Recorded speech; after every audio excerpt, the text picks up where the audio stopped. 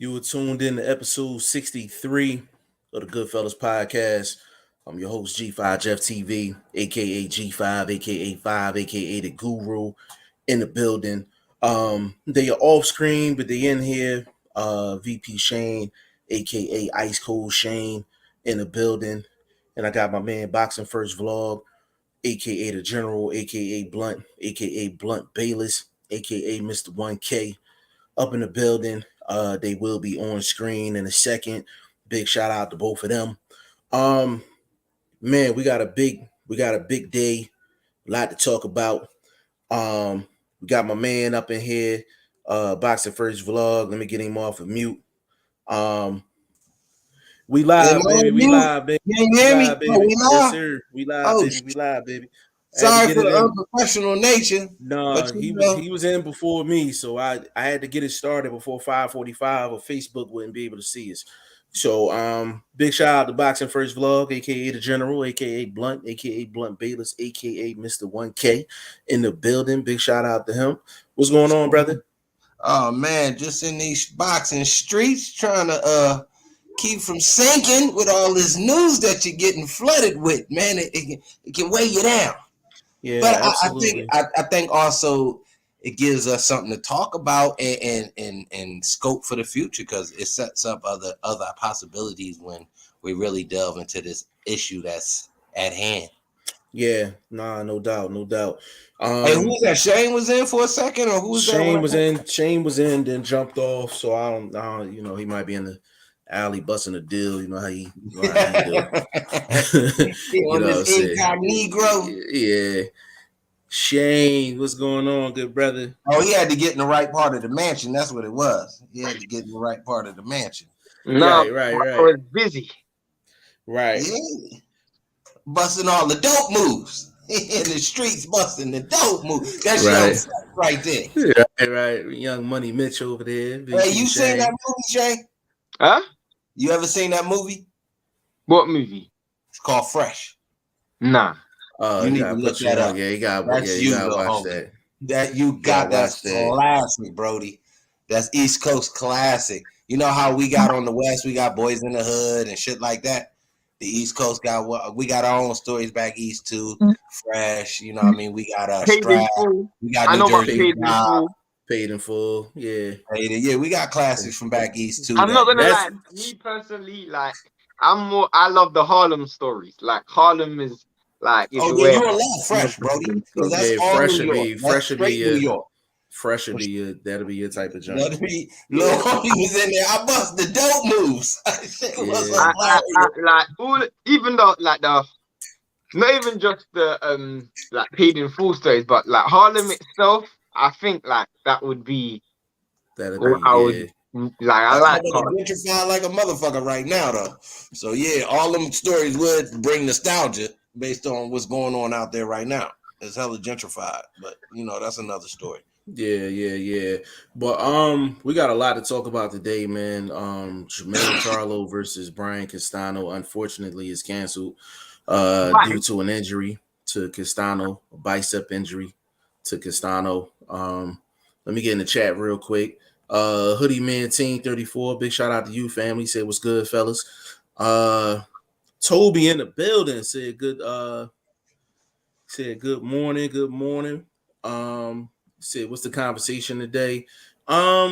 Basically Charlo Castano's canceled. Isaac Cruz Gonzalez, Yuriorkis Gamboa was announced.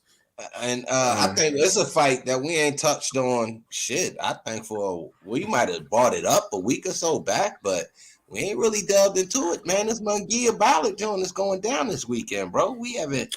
Yeah. Is that on the site? No. Nah. I think that should be on there, bro. This boy got a real chance. I doubt it. You think Ballard got a shot? Hell no. Like what percentage? I'm giving him like 35. Because look, I think his inside game is better than Munguia's. So if he can get inside and stay inside. Are you on crack? Man, was you puffing some of that fresh you talking about? I mean, well, you know, I stay smoking, so my mind always in the cloud. So you feel me? I don't know. I'm just saying, man. I'm trying to hype the fight up, bro. I'm trying to do them a solid shit. Bro, you need to lay off the narcotics. Not even if I was nigga, we off the natural. Yeah, Hoodie. I'm not even gonna lie to you, bro. I don't even think Ballard's mother believes he's gonna win that fight. Damn, that's disrespectful. Yeah. What you think the numbers is, Jeff? You got your instruments with you. What the numbers look like on that one? On what on? You see anything on FanDuel or something like that? Let me check real quick. But Hoodie Man Team said Belly paid in full. Toby said Cruz versus Gamboa. Garcia versus Tegu. Torn bicep for. That's a trash fight to me, by the way. Which one? Garcia? Yeah, I mean, what is Gamboa doing to make weight, bro? This dude looking like he 160. But what is Gamboa doing fighting? This dude shouldn't even be fighting. I mean, he ain't really getting smacked around, bro. You know you're going to always have your journeyman and your gatekeeper sort of guys. Listen, Devin Haney's job was to get him up out of there, man. I blame Devin Haney for this man still getting fights, bro. Devin Haney was supposed to put them paws on that. He's There's supposed to put a lot of cats going for that Haney camp from over here. Adrian said, "What's up, fellas?" Adrian, big shout out to you, bro. He said, Jaime Munguia once again calling Triple G out when he is scheduled for a fight. Yeah. Toby said 30. Toby said 35%. Yeah, he don't pay vlog no mind on that, man. Munguia gonna kill that dude. Yeah, that's gonna be. Yeah, that's gonna get ugly, man. Bro. Everybody thought the same thing with Toriano, and Toriano was putting the mustard on him. Toby said that's some. See, Toby said that's some fentanyl level absurdity. That's disrespectful to this dude. Demetrius Ballard is a solid fighter, bro. He's a solid fighter, bro. Man, he gonna be solid on the canvas in about 5 rounds. In about 5 rounds, he gonna get stopped within 5 rounds, bro. Wow.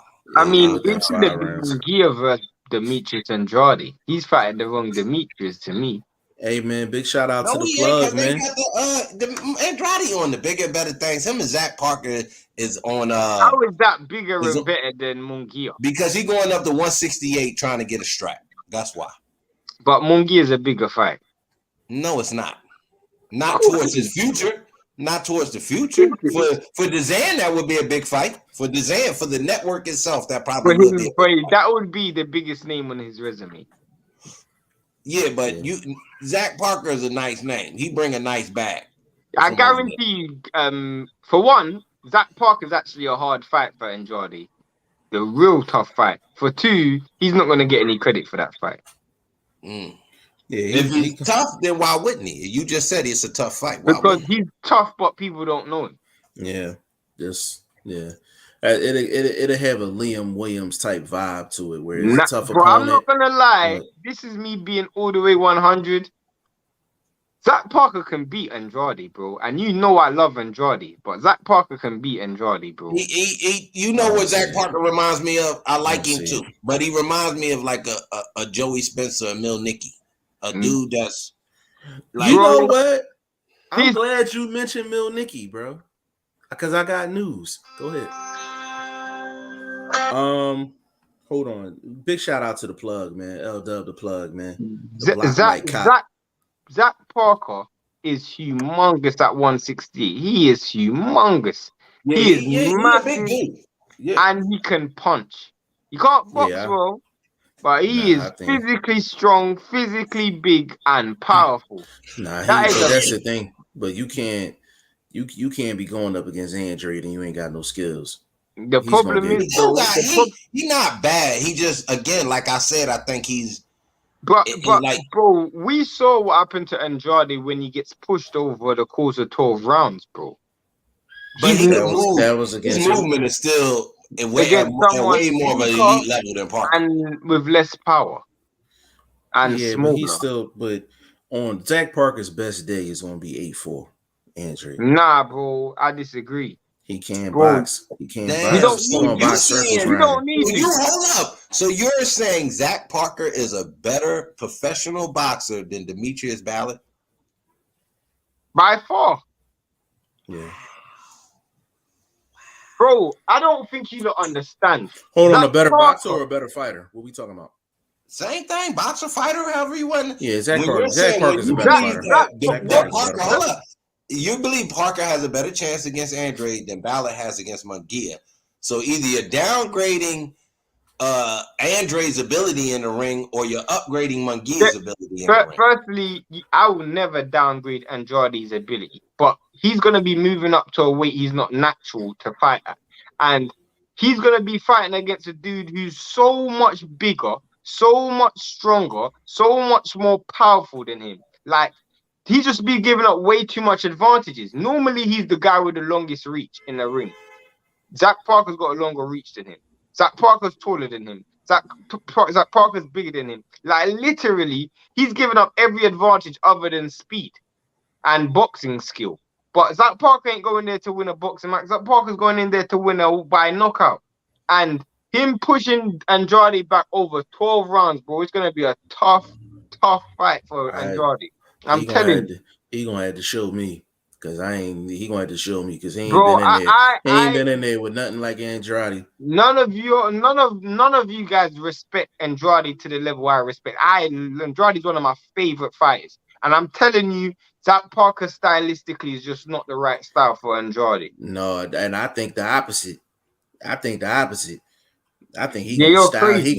He gonna style all it, bro. If it wasn't for the difference in weight class, you would say Andrade to style all over this dude.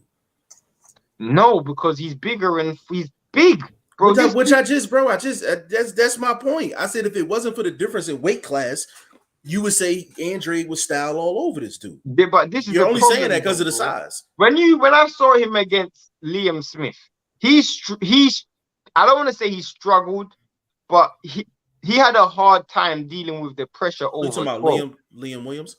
Yeah, bro, that was a 9-3-10-2 fight. No, I know. But there was still times when Andrade looked vulnerable. Yeah, but he got through him though. I think that was against a primitive opponent. Parker is much better than that. Bro, yeah, understood. I'm not discrediting Parker. But when you go up against a guy like Andrade and the only way you're gonna win is by knockout, you're losing. Okay. Not against a guy like Andrade. I wish you're right, bro. I wish you're right. Okay. Let's get to this Demetrius Ballard thing. I'm just checking on my dude. I know he hasn't had the best names, but he's had solid competition. You understand what I'm talking about? See, y'all overlooking what he already been through. He got a donut on his record. He had a draw against Falco. That was a good fight. I remember that fight.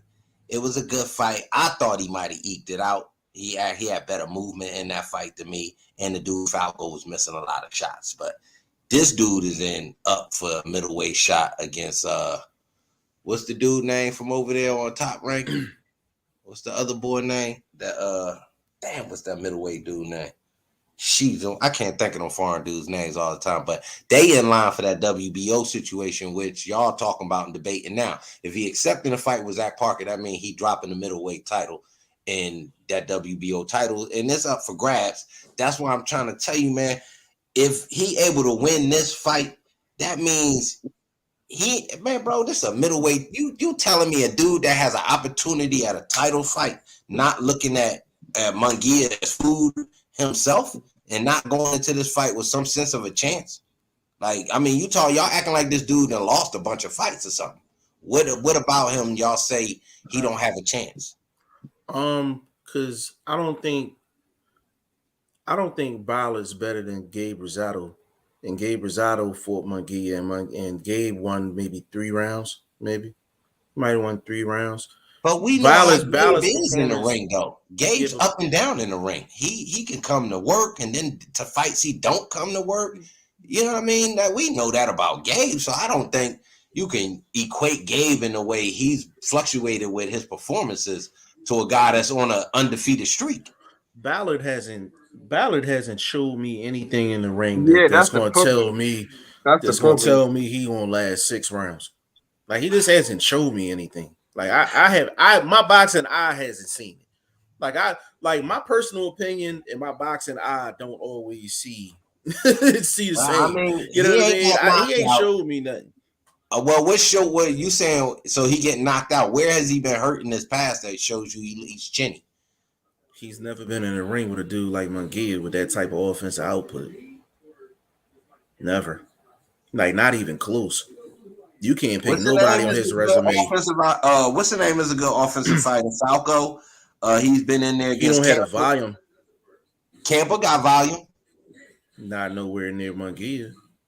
That's a whole different monster. Munguia is a borderline A-level fighter. Probably. So you say borderline A-level fighter? Okay, going up again. Okay.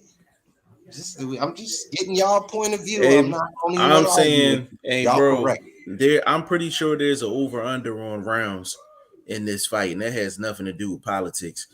If you want to get in on that, that's a solid bet for you.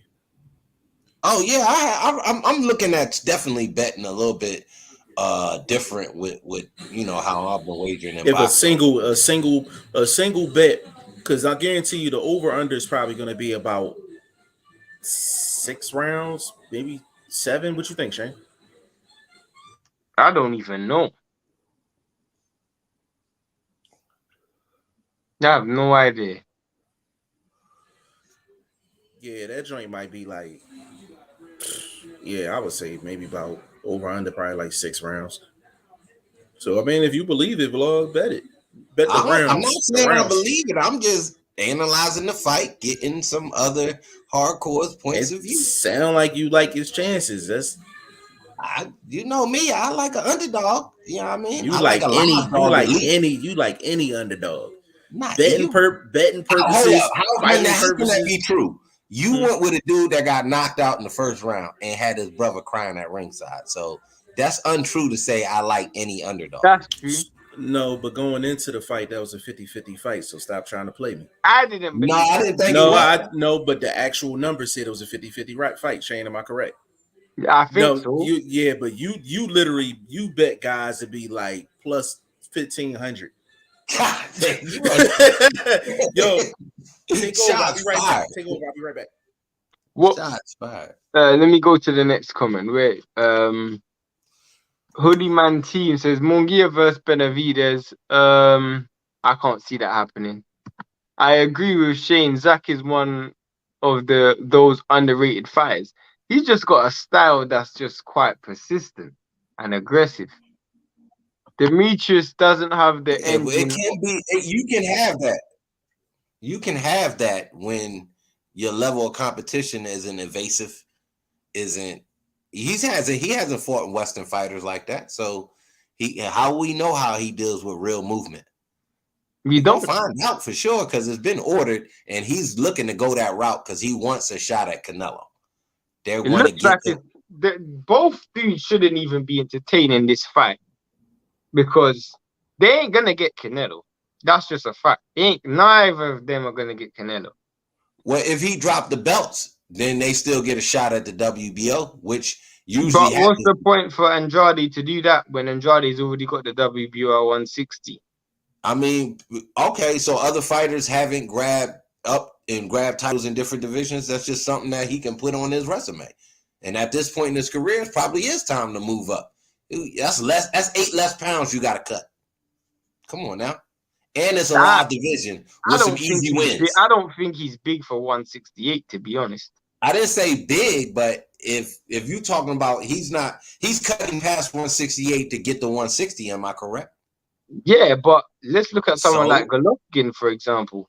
Golovkin has always been at 160 his whole entire career. But Andrade was at 154, then 160. Now 168. Again, that's 3. If he's been able to, I mean, other fighters have done it. He has a good frame. Now I can't see him going up to 175 and doing any real damage, but 168, I can see him playing ball. You got the Plant still around. You got the Durrell still around. There's some wins out there possibly, and those are fighters that will probably get sent across the street. Maybe. And then he can still clean up and do his European tour, which he's been doing at middleweight. Canelo did it. I think he could beat Yelderman. I think he could beat guys like that. So I'm not mad at him moving up. Demetrius doesn't have the engine of the defense to deal with the output Jaime is going to deliver. No chance. So he said Venezuela Jr. That's come. Watch that fight. He won that fight. But he won. He won that fight. I remember that fight. He won. He didn't do as well in that fight as he should have, but he was up and he kind of took his foot off the gas and he allowed the pressure to kind of overwhelm him in the late rounds a little bit, but he never got mopped around the ring and lost from start to finish. It wasn't a gift. That's for sure. He earned that victory. Yeah. Hoodie Man says Munguia has too much volume. It's gonna be a knockout in 6. Yeah, but I mean, if y'all look at the Toriano Johnson fight, big shout out to the homie. He was smothering that volume with staying close. And Munguia is not inside great. That was the luckiest punch since I had seen since we just saw the Kiko Martinez shot. So that's in that same realm, that uppercut he landed. Came out of nowhere and it clipped the homie in the right spot. It didn't drop him. It didn't wobble him. You know what I mean? So how much power really does Munguia have? He has that volume sort of overwhelm you, but he ain't got that one punch killer power. And if you could stay inside that volume, you could smother this dude and win. What is you talking about? Toriano gave you the resume. Adrian says on DraftKings the over under is 6.5. I'm going over and watch me win. I can't wait for we to hook up that one thing we've been talking about, bro. Because Jeff needs to get a little bit more time. He's just not been. He's been too busy. Yeah, you can see him in there babysitting now and shit. Got in there. He probably in there putting hands on one of the kids and putting them in the corner. Toby says Ballard looked awful in that fight, though. Blunt, Jamie going to roll through him. Oh, he had me. Okay, I can't knock you guys' stance, but people get up for competition. People also fight down to competition, and we've seen that from the ABs and these sort of guys. So, I mean, you could have got that out of Ballard. Who knows what was going on with him in camp, things like that. You never know. Could have just been an off night. But it didn't end up as an L on his resume, is all I'm saying. Hold on. Ballard look awful. He is awful, man. Okay, all right. 21-0. It can't be that bad. Yeah. I done seen plenty with the undefeated record and they trash. Yeah. That's why we gotta see him. That's why we gotta see him against the big boys, man. You know what I'm saying? I mean, find out they serious. Like I said, he been in against some good competition. Y'all picking a fight that he didn't look his best at, that he still won. Okay, I can get that where y'all can say I can see holes in his game. But then, like I said, we just put holes out in Munguia's game. He's not a one-punch killer. So y'all keep saying he's gonna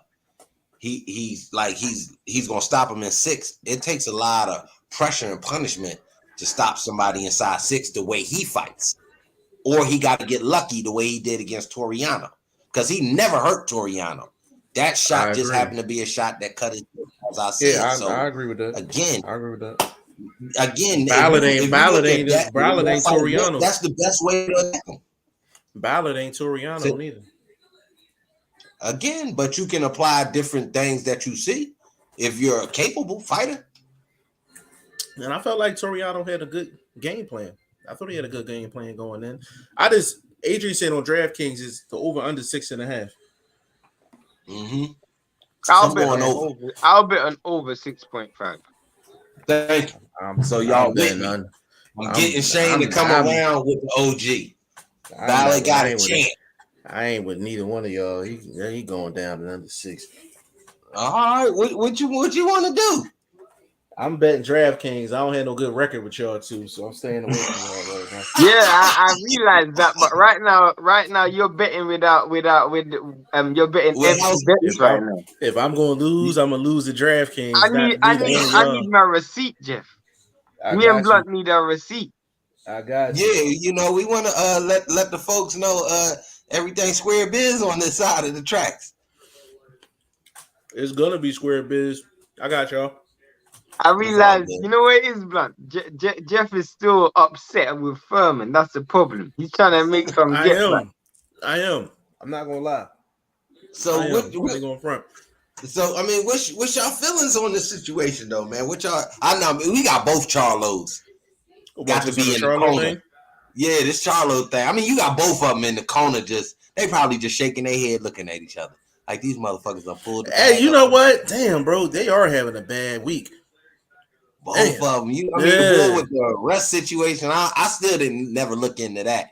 You know what I mean? But just with him kind of supposedly losing the Canelo fight, like, I mean, then you turn around and lose your op at Undisputed, and then that belt could go a whole nother route.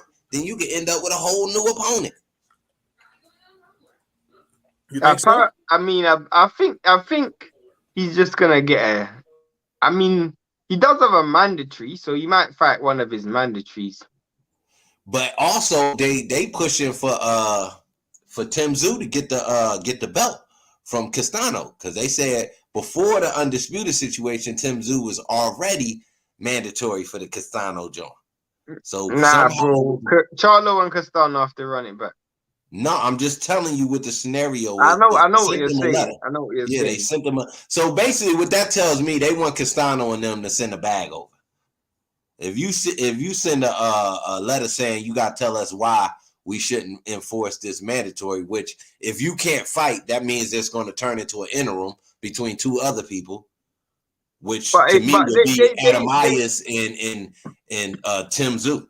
Carlos Adamias and Tim Tszyu. No, the reason why I'm saying that is because at the end of the day, this Undisputed fight, is obviously is exemplary because it's unification trumps mandatory.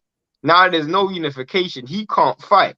So at the same time, I'm just assuming that they can't just strip him of the title. I mean, he's injured. That's my point, but he's already put off the initial mandatory. So they're asking them, give us reasons why. The reasons have to be, to me, at least 6 figures to be why I need to hold on to my strap till I get my elbow right or my kneecap or whatever you hurt. You know what I'm saying? So it's about money. That's what they're looking for. You got to give them a financial reason. And if they still do that, they can still enforce an interim title. You understand what I'm saying? Interim title fight. They can still enforce that because I don't know how long it takes a bicep to heal. Exactly. How much did Castano make in the first fight? God knows. Don't know. What you think, $1 million? Hell no. He make nowhere near no $1 million. Hell no.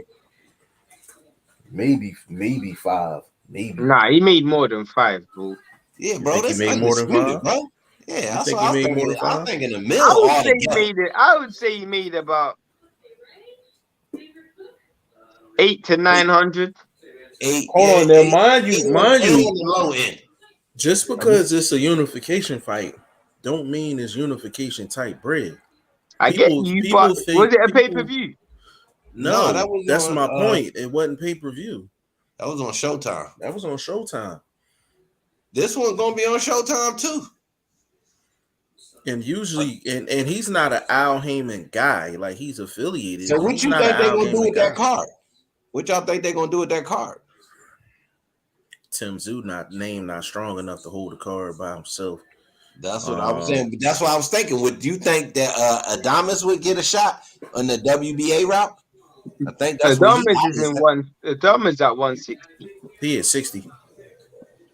He at 60. I thought he fought at 60.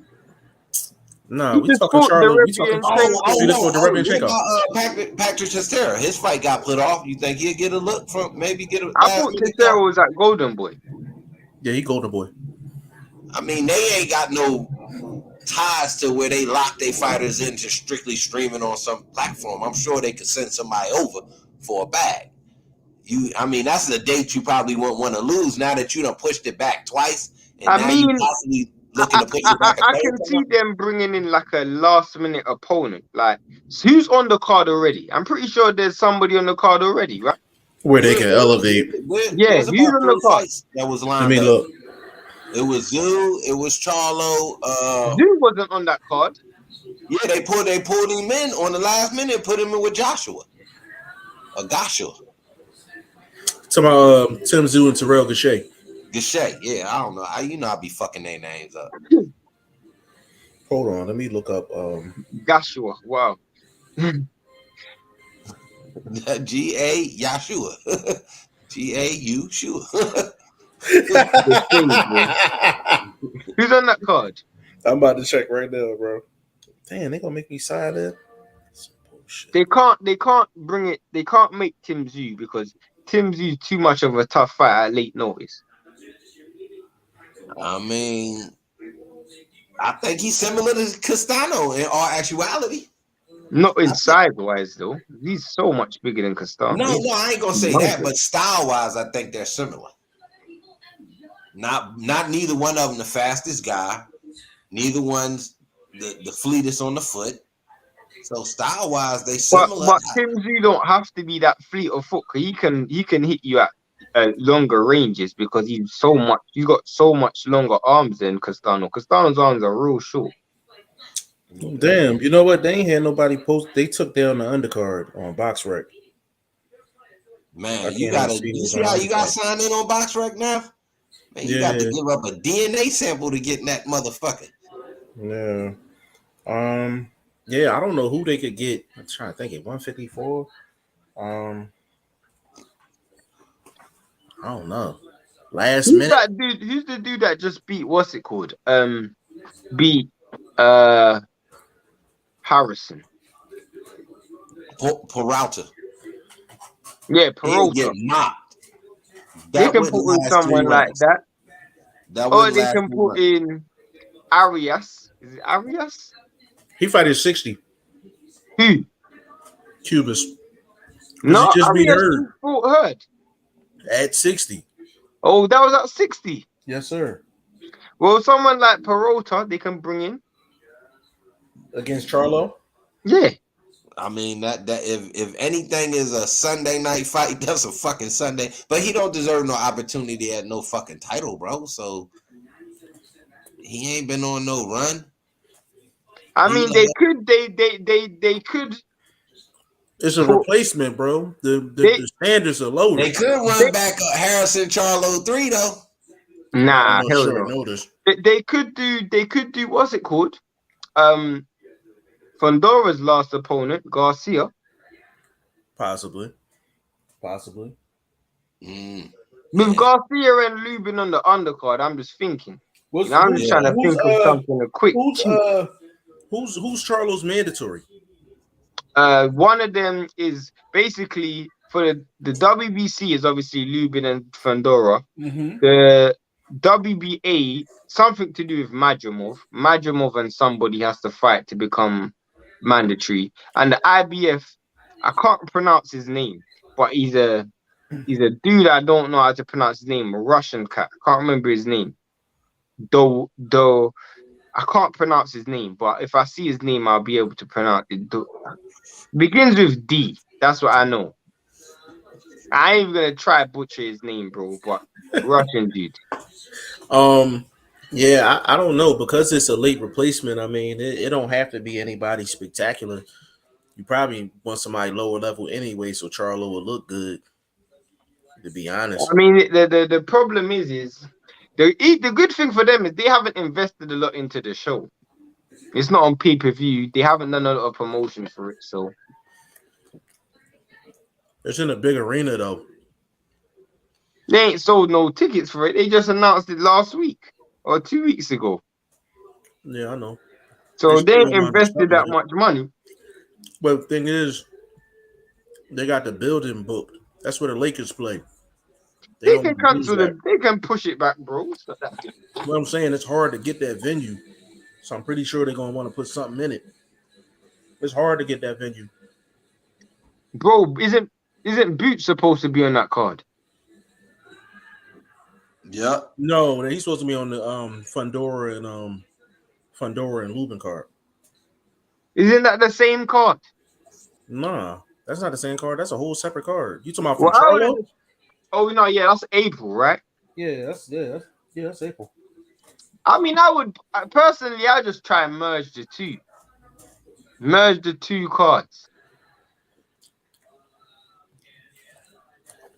Yeah, they should move Fundora and them up and check that date. Nah, move Charlo back. That's what I'm saying. Move Charlo back and move Lubin and them up. Move Lubin and Boots and them up and let them take that because that's what. Nah, bro, share the date. I'm saying share the date, bro. That's one card. That's too much smoke for one card and no pay-per-view. Nah, bro, make it a pay-per-view. Make it a pay-per-view to make the money back. No, I would pay for that. Yeah, bro.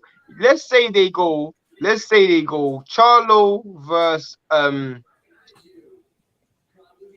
they got some dude named Marta Milev that's 19-1. They got some dude named Clue Clay. Koke. He fought Jack Koke. He fought Andrade. Yeah, Jack Koke. Who this dude? Conwell. They might pull him. Come on, Charles Conwell. He's a good fighter. Yeah, they might pull him in. I told you Adam Myers is at 154 too. What is you talking about? They got him ranked 8th. I told you that fight is on what? On BoxRec? No, this on Box Live. Hell is that? This is where they got the rankings up for the IBF and the WBC, the WBA. Okay, so who's number 1 for IBF? Is that dude Marta Zalalov? I don't know how to pronounce that shit. I knew his name was a name that I couldn't pronounce. Cause I remember seeing it recently. Yeah, so yeah. I can't pronounce that. I can't pronounce that. But again, like I said, with it being a PBC situation, I think Conwell could get a look, Adamas could get a look, and the boy Brandon Adams could get a look. Now Brandon Adams already fought Charlo. He fought Big Charlo. He fought Big Charlo. Yeah, it don't make a difference, bro. I don't want to see Brandon Adams fight again. He wants to see that. He getting beat around the house. Getting beat around the Charlo house. Just disrespect. Even if they do bring Adames in, it could be Adames, Charlo, Pandora, Lubin, Boots. Y'all think they'll send Cheeseman over? Clayton. And Garcia versus Sergio Garcia is supposed to be fighting. Who's he fighting again?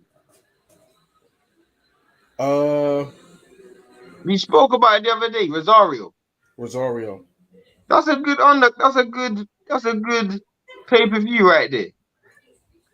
I ain't gonna lie, that's a good pay-per-view. No doubt. I make it $40 though. I won't make it $100.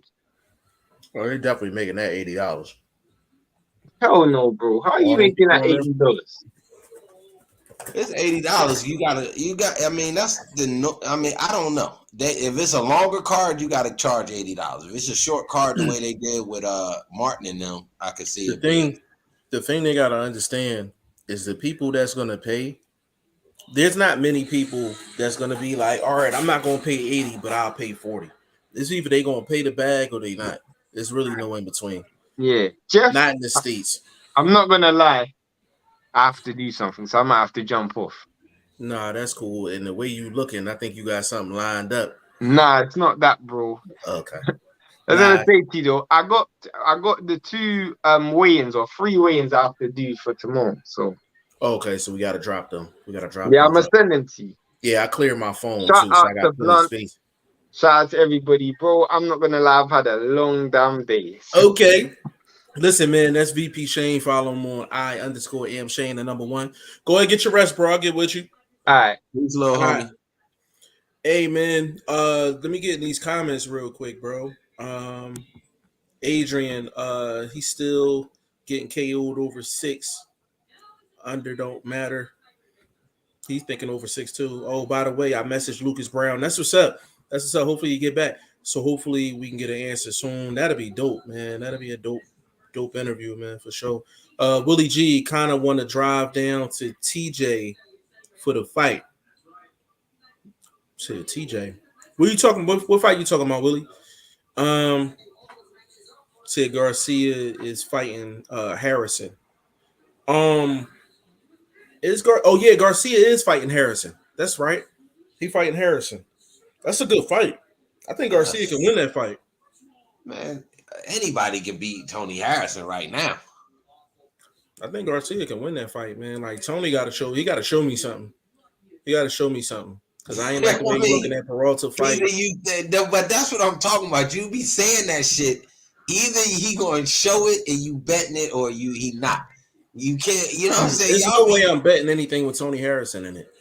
I'm not betting anything with Tony Harrison in it. Like, and then I'm not confident enough in Garcia to put a bag on him. So I'm just a spectator on that. Who coming in the favor? Garcia? They both Harrison coming off losses. Harrison will be a favorite. Harrison will be the favorite. At 147? No, that's a 54 fight, bro. What? The same Garcia that fought Fundora. Yeah. I don't know what the fuck. I had a brain freeze. I was thinking Danny for a second. Oh, yeah. Actually, that's what Danny need to do. Danny need to come out of the 154 and get some of these guys on the down end. Man, that nigga Danny want that 147 money where the biggest pot in boxing is right now. He want that. Against who though? He done fought everybody. Again, I told you he want the Thurman too. And Thurman bought it up, but he not supporting it the way Danny got it at the tip of his tongue. He can also get the Stan Jonas Beterbiev winner too. There ain't no money in that though. No bread in that. He ain't That's a title fight. That's a title fight. Who title? Ain't that a WBO? Oh no, that's a mandatory. That's a mandatory. Yeah, that's a mandatory. Yeah, he ain't gonna take that. Because it was something, but it was a belt that Jamal James had that they gave to Beterbiev that's supposed to be on the line. Yeah. Yeah, it's gonna be interesting to see how they play out, because I know it's not even the date, it's the venue. It's where the Lakers play, the Staples Center. They not trying to get that up. So I vlog, I'm with you on this one. They might try to find a replacement. And Adonis is in the right fight range. His fight was long enough ago that you had your downtime. You know what I'm saying? I'm sure they reach out to dudes. You know what's gonna make that situation difficult? Like, they're gonna have to get Charlo's approval on that too. And they usually with Al will usually just throw names out there and then you pick one. With a replacement, they're gonna have to really get Charlo's approval on this one. Like, he's not just gonna take just anybody. You know what I mean? So that's something I wish I could have asked Abel. Like, did they set it and then let him know, or did they give him a list of people to pick? Can I some input on? Like, I'd like to know that. Can I actually make a confession? I actually need to. Not even confession, but just I need to clarify something. So when I watched the Abel Ramos and Santa Maria fight, the first time I watched it, I did not score it, but I didn't feel like it was like a rivalry. So I watched it 2 more times. The first time I actually scored it, I scored it a draw. The other time I scored it, which is the most recent time I watched it, I had Ramos winning 6-4. So I think it'd be great if you could actually interview him now, to kind of gauge, because a lot of people felt like Ramos won the fight because he had the bigger moments, and that's just how people view a lot of fights. If a guy can fight, like Santa Maria fought consistently, basically after round 3 on, he was very consistent. But if you wanted to make a highlight reel of the fight, like, Ramos would dominate the highlight reel. And that's how a lot of people actually score. They actually view the overall fight. A lot of people felt like Abel Ramos won that fight. So I don't know if that was something you were going to try to do, vlog, but If you could try to get him back, I follow him on Instagram. He's spending time with the family at Valentine's Day, things like that. And obviously, he's not in camp. As soon as I get that word, like, they back in doing the routine, I'm sure he'll have, some downtime to be able to sit down with a player again. I would, because I really want to know, because like there's guys take losses, and it's the public perception is that they won the fight. So if the public feels like you won the fight and you feel like you won the fight, what's the level? Like, who makes the decision on whether you go for the rematch or you be like, you know what, everybody knew I won that fight, I'm gonna keep it moving? And that's an honest question he's gonna have to ask himself, because I'm like, even if he goes back and fights Santa Maria again and he beats him, it's kind of like, okay, the public, you almost stamp something that they thought happened the first time. You know what I mean? So I'd be kind of curious. I'm kind of curious to get his opinion on that. Like, I'm real curious to get his opinion on, because there's plenty of fights that are close decisions and guys just move on because they just felt like they won the fight, or a lot of people felt like they won the fight. So even if you talk to him off the record, if you could ask him that, I think that'd be a great question. I'll reach out to him for sure. Mm-hmm. I had him winning by 1 round. Yeah, I could see 6'4". I could see 6'4". Ramos, you know what I'm saying? I could definitely see it, but yeah, I mean, it's horrible news, man, for Castano, because I know he was really looking forward to this unification fight. Charlo as well. I know he probably felt like he left a lot on the table in that fight. He could have just been more convincing, in that fight if he'd have changed a few things. And you know what? That's kind of what happens sometimes. Like when you're known for a certain style, and then you fight another style and you actually show versatility, and then people don't give you maximum credit for it because they're not used to seeing that from you. So I mean, I get it from that angle as well. But it's going to be kind of curious to see if they keep the deep, if he gets a replacement opponent. If so, who is it going to be? Are they going to tweak the undercard? Like, what are they going to do? Are they going to turn this into a pay-per-view? Depending on who they bring in, because Charlo make a pretty big guarantee as well. So I'm kind of curious to see what, but they have bigger money allotted for the Charlos versus, other guys. You know what I'm saying? So it's gonna be kind of curious to see how it plays out, man. But now if you was Charlo, what would you do? Would you just wait? Hold on, bro. Yeah. I would take an interim fight. I would take an interim fight. Because he gotta stay busy. I'm trying to think who though. Like what level are you talking about? Are you talking about I ain't gonna lie, a true gatekeeper, or are you talking about a prospect, or like what level would you be looking for if you want to stay busy fighting? If I'm actually, you know what, I think the perfect fight for him would be if they trying to sell something, Jared Hurd. Yeah, but he coming off a loss. You know what I mean? Yeah, but it's his history behind that though. They gonna look past that loss. Yeah, but can he make the weight too, bro? You know what I mean? He's a dude that. Well, that was his first fight. That was his first fight at 60. So for Charlo, he making 54. For Charlo, he gonna make 54. I don't care what he. Trust me. You think they gave him a call? You think they looked him up? I think Al might be looking at it as an opportunity. Because the thing is, they can't, bro. It's the Staples Center. It's where the Lakers play. You can't just throw any and everybody. You don't want to lose that date. Plus, you laid down X amount of money for that venue. Yeah, you know what I'm saying? You got third-party vendors. You got all of this going on that's already set up, flights, hotels, this sort of thing. That's a chain reaction. So I'm sure you don't want to bite the bullet, lose future business partners down the road because of these sort of things that happen with events. So yeah, you're right. Something they should hold. Let me tell you why I'm saying Hurd. It's a good look all the way around. So Hurd's coming off of a loss, right? So Charlo is the obvious favorite, right? He has to technically come down in weight. His last fight was at 160. Advantage number 2 for Charlo, right? Third thing, if Hurd actually pulls off the upset, it's an Al Heyman fighter, so it's still in house and rematch clause, and on top of that, it's gonna be the promotion is gonna be crazy. That's another question, right quick for you. Mm-hmm. Do you think he's asking for a rematch clause if it's a serious last minute fill-in, such as a Carlos Adames or? I think Al will put it in. I think Al will put it in. It depends on the opponent.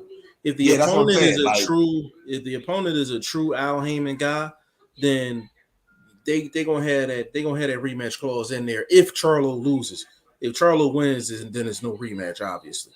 But if Charlo loses, he'll get the immediate rematch. But I think Hurd would be the perfect replacement opponent for Charlo, because there's a backdrop. It's a backdrop to it. Yeah. It's a backdrop to it, and people gonna come see that.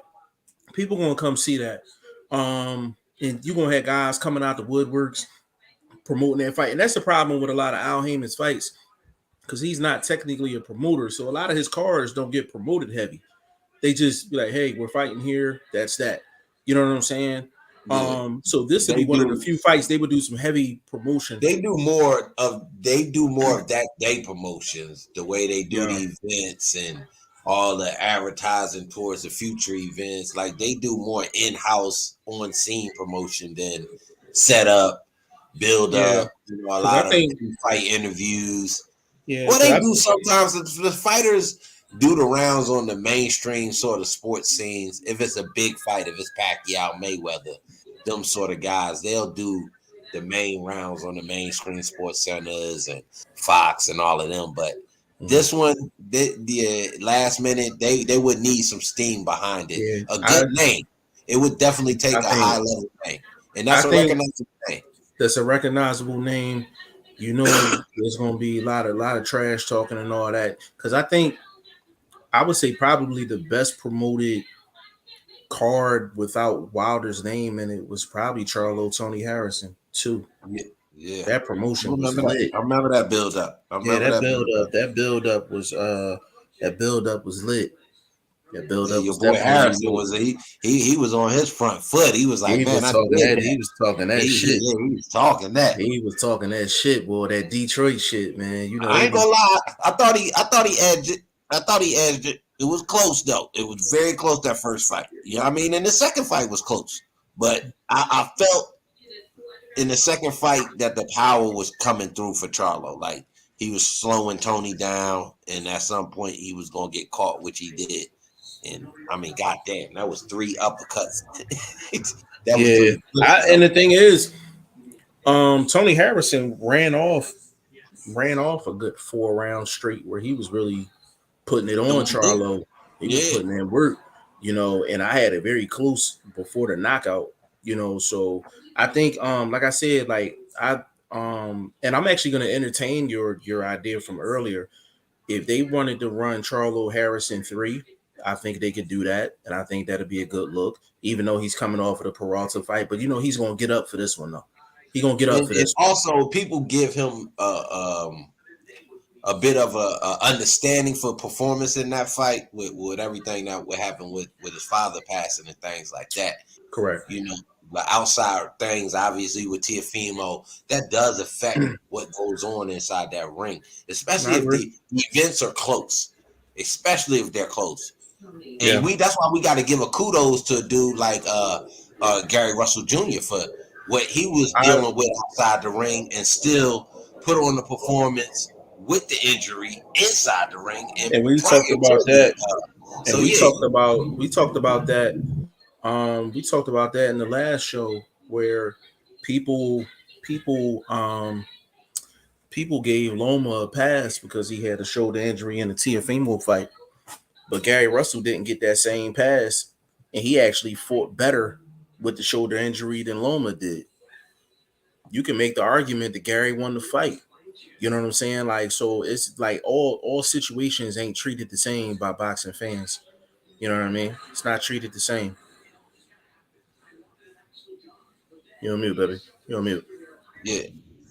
Still waiting for them. But yeah, that's facts. I was just really saying that to myself, listening to you, but I'll be forgetting I be on camera. Not all situations is treated the same. You know what I'm saying? Like, but yo, I honestly think they need to give us Charlo Harrison 3 as a replacement, or give us and then that'll get Charlo motivated.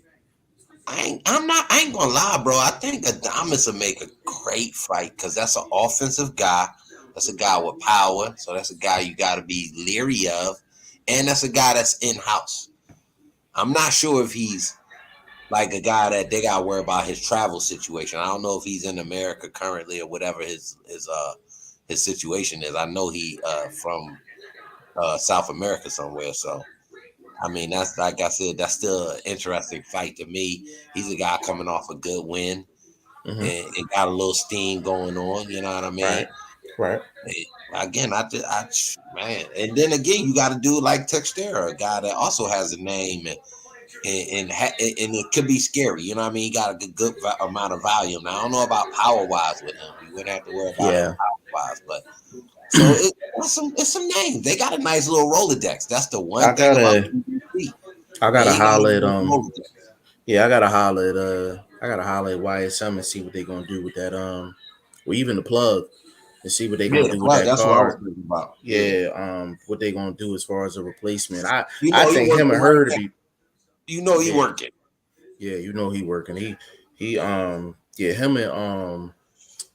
and her to be perfect though. You like that one? I like Adames. I ain't gonna lie. I'm cool with all three of them. Any of the three, I'm cool with it. Now Adames wanted to come down to 54, but I'm sure he. But they still got him ranked. So I don't know if that's. Because he's a tweener and he just took that fight at 160 because it was available. You know what I'm saying? Like, you know how that go. They'll just take the opportunity that's there. Yeah, for sure. I'm cool with all three fights. I think all three of them are good. I think all three of them are good options. I think Charlo should be cool with any of the three because he would be the favorite in any of the three. I just think Adames is the one he'd probably be least motivated for.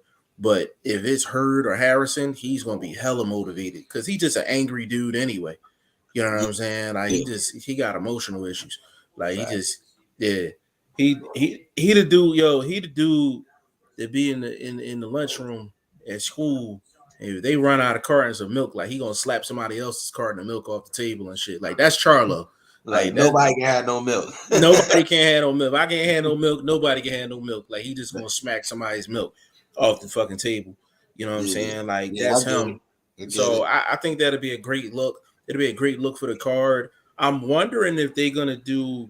What you think about this idea? And I'm just throwing shit out here. Yeah, we just spitballing right now. Yeah, we just spitballing. Yeah, like, I'm sure y'all are as fans. Like, shit, what's gonna happen? Like, you know what I'm saying? But do you think they can move Tim Tszyu and get Shea up to the main event billing, and then put Boots and Castillo Clayton as the co-main? You think they can get away with that? You just said it the other day that Boots is hot, but is he billing wise that hot? Is he under Tszyu? Now you can't bring a foreign over here and headlining over one of your guys. That's your inside dark horse to be the. Think about it. He was the underdog. He was the underdog he was the co-main 3 different times of Clarissa Shields. So it's not out of the realm of possibility. And she not bringing in no bag like that. I mean, I think that's why she went over there and took that fight. No, it was a smart move. Move for her. You know what I mean? You got to go where the bag. Got to go where the bag is. I mean, I wouldn't be mad at that. You got to find out what Tszyu got. You know what I mean? Even the WEO wants to know that. I'm sure they know what he has in Australia, but they probably want to know, is he worth putting our support behind as an organization? Gachet gonna get up. Gachet gonna get up for that fight too. Gachet gonna get up for that fight. So, which means Gachet coming off a win, ain't he? Yes. So I think if Tim Tszyu wins that fight, I give him full credit for it because I think Gachet's gonna come in. He's gonna come in and try to win that fight. He's not gonna lay down. He's not gonna. And people forget like Gachet is an Olympian. All that, like not all people's backgrounds are not really celebrated like that. He had an extensive amateur background and that's why he got without Heyman. But it just because you a great amateur don't mean it's going to translate. You know what I mean? It's two different games. So, it's going to be interesting to see what happens with that situation. But we haven't actually talked about Khan Brook, like final thoughts. Like you seen the workouts and all did you that. see that damn what they call that shit? I know they put it in our chat on Instagram. Hope everybody get a chance to tap in with that, and everybody that's in the chat probably are did. But excuse these planes, man. I'm gonna just talk over this shit. Fuck them motherfuckers. But yeah, man, that intro music sound like it was depressing as fuck, bro. Like, goddamn, this is supposed to be a brawl. Like, and then somebody put in the chat, I forget, it might have been Guy English. He was like, yeah, it sound like funeral music. I'm like, fuck, it do sound like funeral music. That's a fact. It was a terrible way to start that, man. That's all I got from it. I stopped listening to it after that, bro. Because I had already seen them going back and forth up till now. So I don't think I need to see that last minute. This ain't like back in the day with Jim Rome and them. You thought something was gonna pop off, right? Off at that shit. So you know what I mean. But I don't know, man. Brook don't sound. He don't sound that good. You know what I'm saying? Maybe I'm going Khan, man. I'm going Khan in this fight, man. Yeah, Khan sound fresher. He sound for a dude that's been knocked out as much as he has. He don't sound like Brook. Brook sounds almost borderline punch drunk. Yeah. He does not sound good at all, bro. So now we are picking the lesser one last double OG stand, and just you know what I'm saying. I ain't even gonna lie, bro. I might be crazy for thinking this, man. I could see Khan getting the stoppage late. Yeah, we was talking about that yesterday. I can see it. I can see it, man. That was a good way to bet. I said that. They look at that one as it ain't going the distance, and that one was something. You know, like I think +230 or something like that. Because Khan, if he got any legs left, and I'm talking like any type of pivot game, he should be jab, full punch combinations. I mean, get in and get out, and just start peppering him all night. He might be able to close the show late. I'm thinking I would be disappointed if Khan ain't win this fight, man. You spent all that time in the Bud camp, and I'm pretty sure you're getting good sparring down there. You know what I'm saying? Plus your own camp in the UK. I think he set himself up to win this fight, man. Like he's really set himself. Hold on now, is Verge still his trainer? No, is it going to be Bud trainer? Bomac in the corner. Bomac in the corner. Oh yeah, well I really like Khan. That's what Shane was pointing out, that Bomac is a great strategist. I was like, yeah, I think he's good. I think he's good with Bud. I don't know that we got to see him with somebody else though. You see what I'm saying? You know, it's one thing to be good with a dude that you know like that, and then you be able to transform that like how Buddy McGurk is able to do with a lot of fighters. You know what I mean? We'll find that out about Bomac, and I don't know who else he's working with in the camp that we could say, well, you look what he's doing with that fighter. You know what I'm saying? So like y'all say, I gotta see. You know the news I meant to tell you, bro. Vito Milnicki Jr. is working with guess who? Boots in them? No, trainer. Batman? No, I'll give you 2 more chances, and then I'm gonna give it up. Oh Lord. We just spoke about this trainer recently, like this week. Goosen,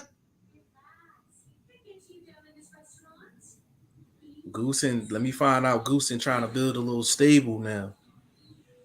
Oh, man. So that's Ryan Garcia, that's Vito Milnicki Jr., and to be honest with you, that's good sparring work for both guys. They really need they could really benefit. I know it's 2 different weight classes. Don't get me wrong, but they can really benefit. They spar like that all the time. Yeah, that don't really matter when it comes to sparring. But it's a difference between like sparring and you trying to kill each other and sparring with some direction. You know what I'm saying? Like Joe Goosen gonna spar, he gonna have them sparring, we're gonna have them working on different things. I like this move. But see, Vito used to work with Joe Goosen before, and he got away from him. So now he's coming back to Goosen. Don't be surprised. I think they made that move. I think they made that move from the East Coast. That's probably a good move. Don't be surprised if within the next couple months you start hearing maybe 3-4 noticeable names start going over to Joe Goosen. You know how I go. Once one person do it, it's a copycat league. Like it's like football. You know what I'm saying? Yeah. Guys will start going over to Goosen. It's also good because you getting eyes, even if you getting eyes that wasn't on you, because now look who you around. You see what I mean? It's like being in the Mayweather gym. You gonna get some cameras that pan. Oh shit, who was that? And boom, now you getting a few views and you getting a little pub, and so that's actually a smart way to go too. You build a camp, right? Most of them do it. You know what I mean? No, it's a fact. You know what I mean? He ain't really come out of nowhere, but his performance against Pacho was credit to maybe what Reynoso and them actually doing outside of the Super PAC situation. Yeah, for sure. Like I think because it's like guys, some trainers you would think is good fits for guys, and then they turn around and just be the worst fit in the world. I think one of the ones is actually remember when Zab had Sweet Pea as his head trainer for a fight, and it just did not go well at all. Like Sweet Pea could not give he didn't give no technical advice. It was so funny. God rest his soul. God, and that's the Lord knows that's one of my favorite fighters of all time. Every time Zab came to the corner, he was like, what are you doing? Give me my shot. I need my shot. Like he kept saying that like every round. I'm like dying laughing, yo. He was like, give me my money shot. Give me my shot. Where is that? And Zab looking at him like, that's all you got for me, bro. You know what I'm saying? Like that shit was hilarious, man. But you would think that would be the perfect combination, but it just wasn't. They was both southpaws, both slick. You know what I'm saying? You would think they would relate to each other, but it just didn't. It didn't work. So like when these fighters get with these trainers, I'm thinking, how many camps?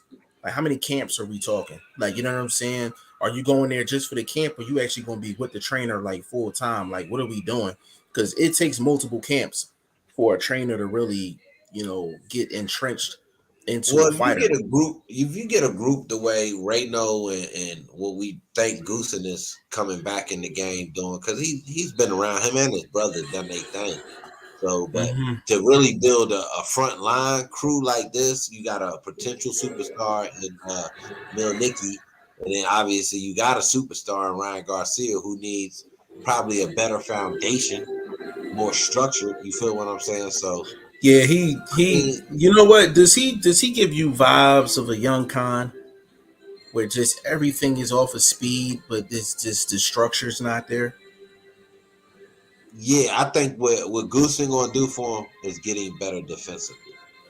Because if you're better defensively, your offense actually flows better because you're more secure with what you putting out there. Because now you set in case something come back. You know how to bring your hands back home more. You know what I'm saying? Stop instead of taking a picture. You feel what I'm saying? You know what else? You know what else he don't have, yo?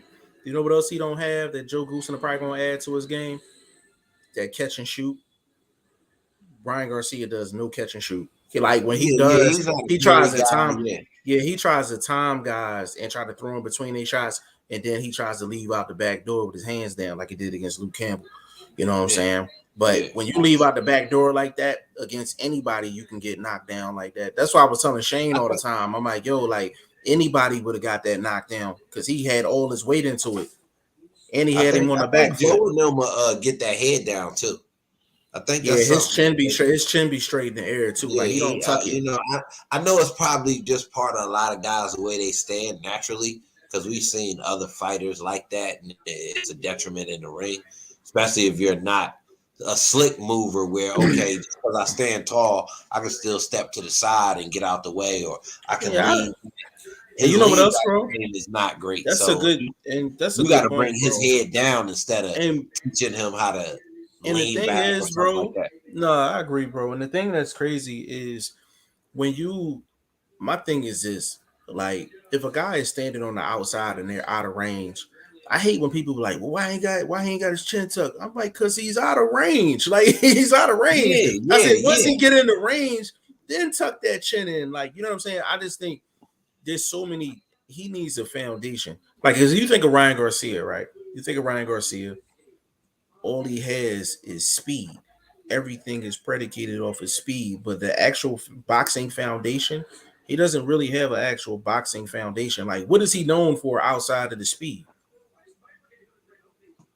I mean, you gotta be elite at something, I guess, and have have that be your headlining element. You know what I mean? That's what a lot of fighters. Mike known for his power. You know what I'm saying? But people started to learn more about him and peeped. He had technical things that made his power actually get off. The hip twist and the repositioning of the feet right inside the square circle, and shoot that uppercut. So things like that. I think Ryan, like you said, if he get back down to instead of a full house, and then him not being the king in that house, because there was other kings, you know what I mean? And then you had quote unquote the king, you know what I mean? Right.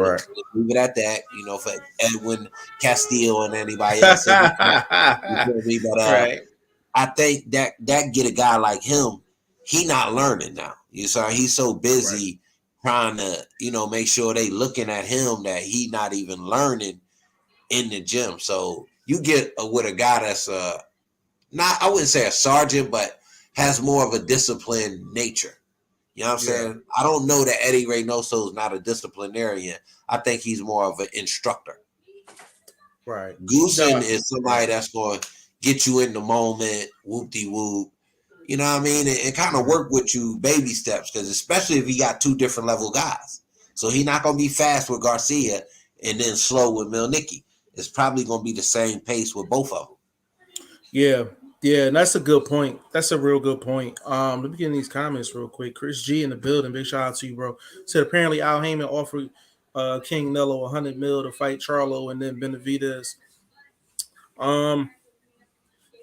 I mean, if he offered him $100 million for them two fights and he turned it down, that's duck. Yeah, that's hard to turn down, bro. That's duck. Yeah, that's hard to turn down. Hey, tell your uncle to go back and see if he can get that. Actually, what's the Edwin Castillo? I think we need to hear from you, brother. Yeah, you come in here every podcast. Every podcast. Where you get that from, the LDBC? I actually seen that myself in a couple places. I don't know how true it is, but I heard that in a couple places today. So I do believe that's the rumor. We'll have to find out, if that's actually the case. But that's a lot of money to be turning down for.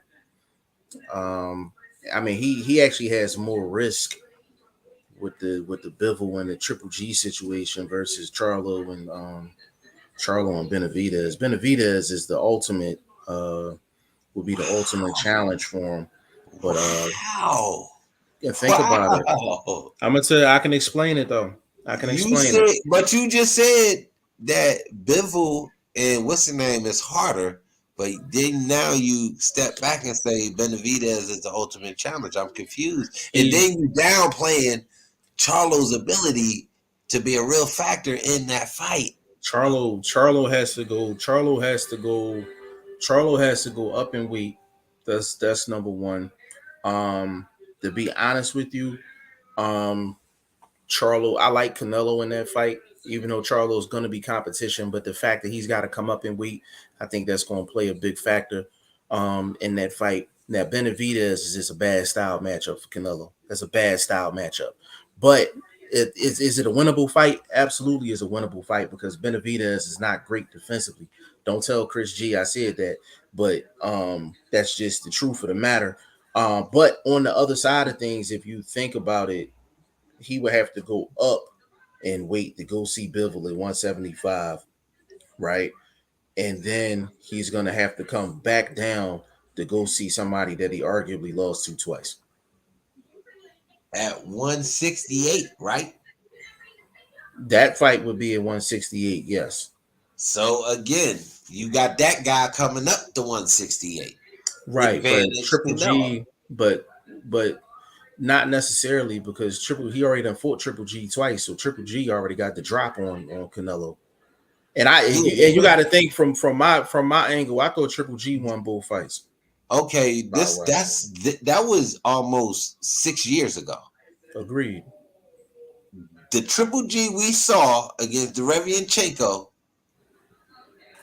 and the possible Triple G we was going to see against the what's the boy name? Murata. Yeah, Murata. I don't know. I can't say I had him being there coming into that fight on no steam. Triple G, no, he doesn't. He ice cold in these streets.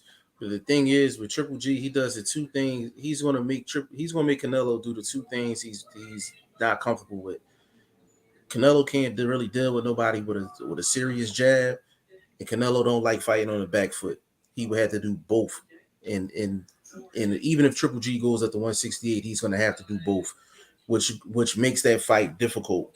It makes that fight difficult. I mean, Canelo's gonna have issues both ways, but if I was him, I would take the Charlo and Benavidez route. Me personally, I would take it for the money factor. Well, that too. In either scenario, all the hardcores and all the pundits got him losing one or two of them fights. No one has him losing Charlo. I'm the only person on the planet that honestly thinks that is a 60-40 fight. You know what I mean? Almost a 55-45 fight. You know what I mean? Because I'm looking at, in that fight, I'm looking at the last Charlo and I'm looking at the last Canelo. Mm-hmm. The weight, I think, is irrelevant, because when these dudes are in the gym, they're not training at fight weight. They're training at their walking around weight. So that means he's training at 170, training at 165, those sort of weights as he's cutting down. So he knows how to box with that weight on. Well, that's the thing. Like, that'd officially be his first fight at 168, and that's not your typical jump in terms of weight classes. I mean, it's not like you're going from 135 to 140 or 126 to 130. We seen Bernard do it, and he went up. He ain't up Bernard. He ain't Bernard. He not Bernard. And it's the unknown. We don't know. No, that's what I mean. I'm thinking like his ability to counter, his ability to jab, his ability to reply. Like, he's not a dude that's going to catch a combination from Canelo and not want to answer and start backpedaling on some plant type of shit. You know what I'm saying? Like, he's going to answer even if he has to involve boxing in the game. Like, okay, you got me right there. Let me go reposition myself, and then I'm going to get off. I'm going to do something. I think he will make a fight of it. It's closer.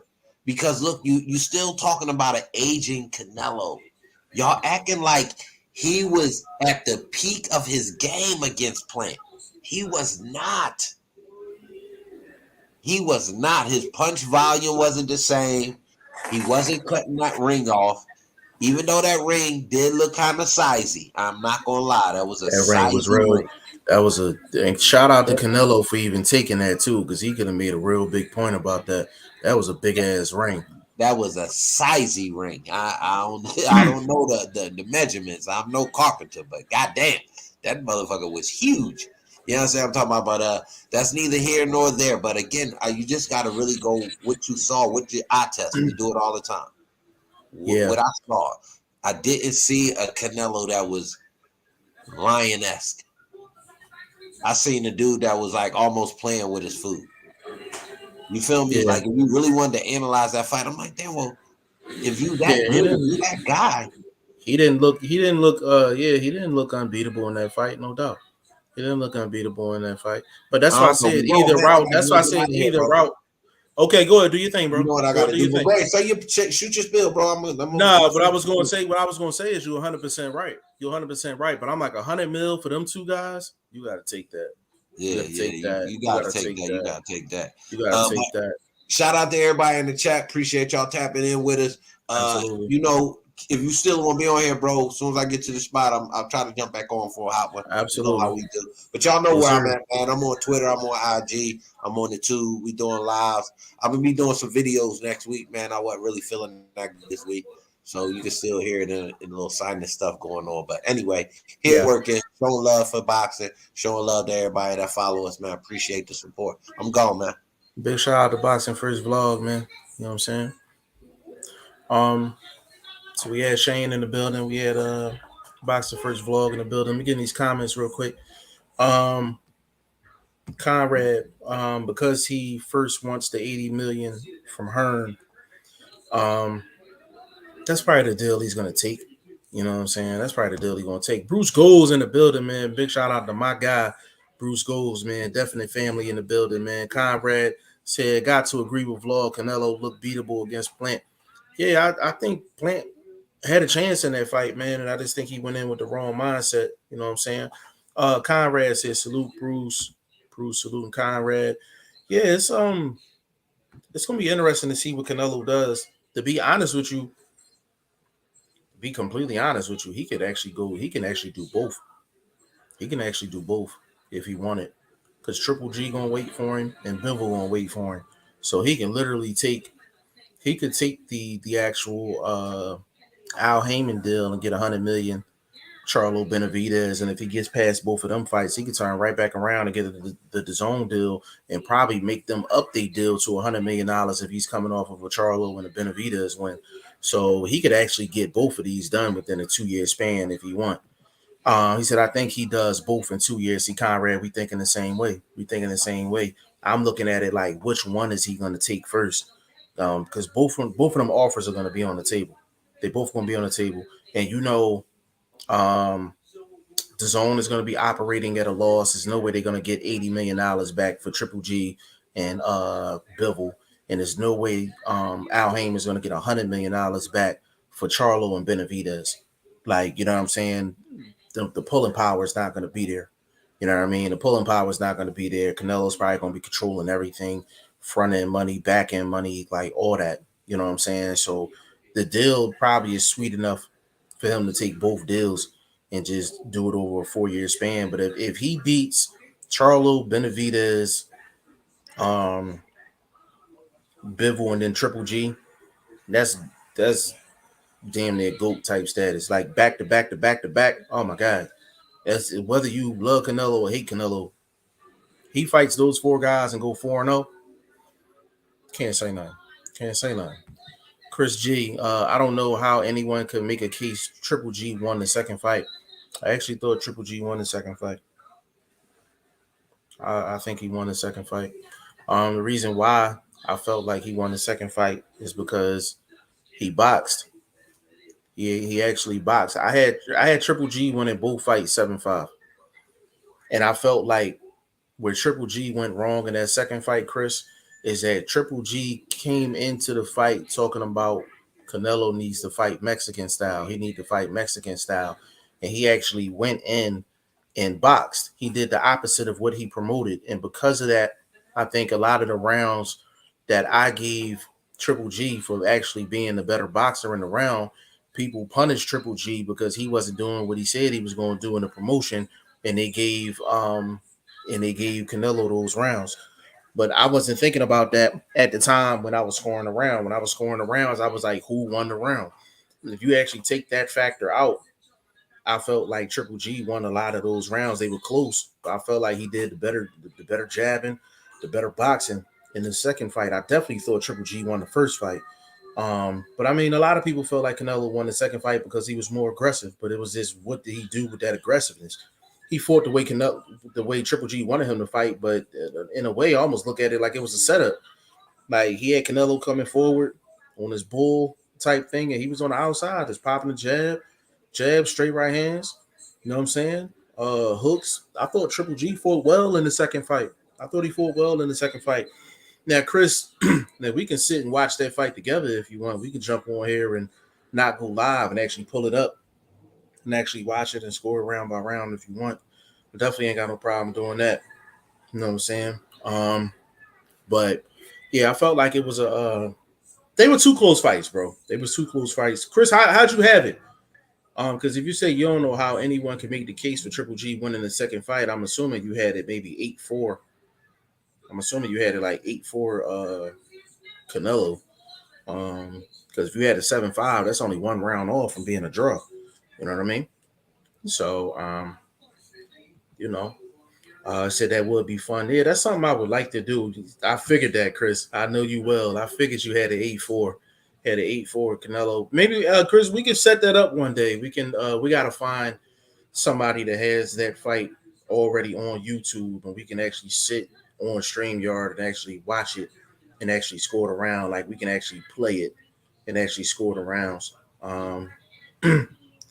He said I did have an 8-4. Yeah, for sure.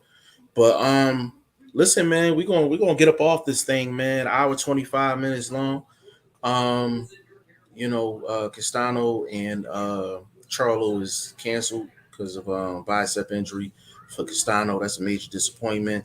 We're gonna see what they do if they're gonna get Charlo a replacement or what they're gonna do with the card. Khan and Brook coming up this weekend. I like Khan in the fight. We definitely gonna be on live for that one. And a couple other side news. Vito Milnicki's going with Joe Goosen along with Ryan Garcia. Canelo Alvarez got offered $100 million to fight Charlo and Benavidez. I would love to hear everybody's opinion on that. Chris G was so sad. My mom was hype about Castano. Oh yeah. I was upset about that, man. Like that was one of the fights. This is crazy. PBC is backwards. That's one of the fights I would have paid for, but they was giving it to us for free. So the fact that it was a free fight from PBC and they canceled it, that hurt my feelings. You know what I'm saying? But big shout out to everybody, man. Big shout out to everybody that was in the chat, man. Big shout out to my boxing son, Chris G, Conrad, Bruce Goals. Was in the building. Adrian was in the building. Willie G, Toby, Hoodie Man Team 34, L Dub the Plug, aka the Block Mike Cap, was in the building. Who else is in the building? That was it. Know what I'm saying? Big shout out to VP Shane. Chris G said laughing, PBC messing up their fighters, barely fight as it is. Yeah, they gotta change. They gotta change that business model, yo. They gotta change that business model. The way he got it structured right now, the money not flowing the way it used to flow. You know what I'm saying? They wanted to change the business model a little bit. You know what I'm saying? But they was operating so long with Floyd being the backdrop. They was able to get away with everything because of Floyd. Now they don't have Floyd anymore. They don't have like a real like cash cow to really kind of smooth everything else out. So everybody got to hold their own weight. You know what I'm saying? So we're gonna see how it plays out with PBC going forward. I mean, they putting on good cards. Don't get me wrong. They putting on good cards. They got great fighters. Got a great roster. I mean, and I like PBC. It's just some of the business moves kind of head scratching a little bit. But I mean, shit, I ain't Al Heyman. I mean, I'm just a YouTube guy. You know what I mean? So it is what it is, man. But go follow VP Shane, aka Ice Cold Shane, at I_am Shane, the number one, on Instagram, only on Instagram. I'm gonna start a Twitter account for him. Don't tell him, but I'm gonna start a Twitter account for him. He needs one. Vlog is BoxingFirstVlog on Twitter and on Instagram. Go follow his channel. He just hit 1,000 subs. Big accomplishment for him. Somebody that was just in my comment section and was on with me, and I told him, gave him the vision, like, yo, like you need to, start your own joint, man. So to see him start from nothing to have 1,000, like you're not guaranteed to get 1,000. You're not guaranteed, man. So big shout out to Boxing First Vlog. Go follow him. Follow me all over the place, man. G5Jeff TV, Facebook, Instagram, Twitter. G5JeffTV.com. You definitely follow me there. We got the Prediction Fantasy League. Fights this weekend is up. Abdulayev and Narez, and then of course we got Khan and Brook on there as well. We will be live Saturday. I'm gonna be dropping the weigh-ins tomorrow. I'm gonna drop some regular videos as well. Anybody that knows me know my work schedule is absolutely crazy, so it's hard for me to do regular videos. You know what I'm saying? But I'm gonna actually drop some regular videos tomorrow. and we're gonna get this thing on and popping, man. We're gonna keep this thing moving. So on behalf of VP Shane, Boxing First Vlog, and your boy G5 Jeff TV, we'll see you tomorrow.